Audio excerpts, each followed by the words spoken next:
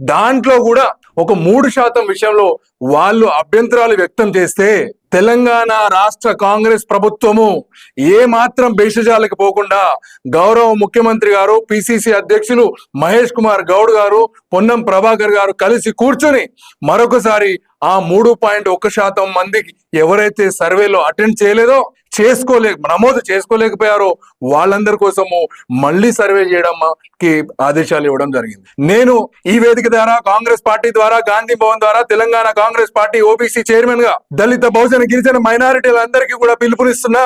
దళిత సంఘాలు, కుల సంఘాలు, బలహీన వర్గాలకు సంబంధించిన బీసీ సంఘాలు, బీసీ మేధావులు, కళాకారులు, విద్యావంతులు అందరూ కూడా ఈ సర్వేలో పాల్గొనే విధంగా మీరు వాళ్ళని చైతన్యపరచండి.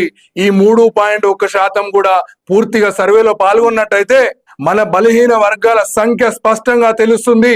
ఈ బలహీన వర్గాల ఏదైతే రాహుల్ గాంధీ గారు ఆకాంక్షించారో, తెలంగాణ కాంగ్రెస్ ప్రభుత్వం ఆకాంక్షించిందో, బలహీన వర్గాలకి రాబోయే రోజుల్లో జరగబోయే మేలుని ప్రజలకు తెలియజేయండి. ఆ కాస్త 3.1% మంది కూడా ఎవరైతే నమోదు చేసుకోలేదో వాళ్ళ ఇంటికి మీరే వెళ్ళి దాని ద్వారా వచ్చే లాభాలను వాళ్ళకి తెలియజేసి ఈ సర్వేలో పాల్గొనే విధంగా మీరందరూ కూడా వాళ్ళని ప్రోత్సహించాలని చెప్పి Telangana Congress party OBC department తరపున విజ్ఞప్తి చేస్తున్నాను. అదే విధంగా ఇవాళ ఇది ఒక చారిత్రక నిర్ణయము, ఈ ఒక చారిత్రక ఘట్టము.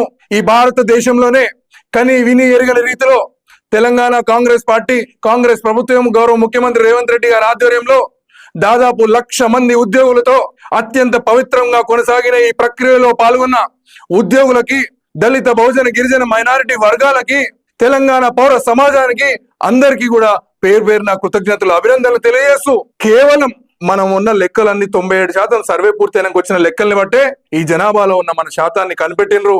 దాదాపు 56% బీసీలు ఉన్న రాష్ట్రంగా ఈ రాష్ట్రం దేశానికి ఆదర్శంగా నిలబడబోతుంది.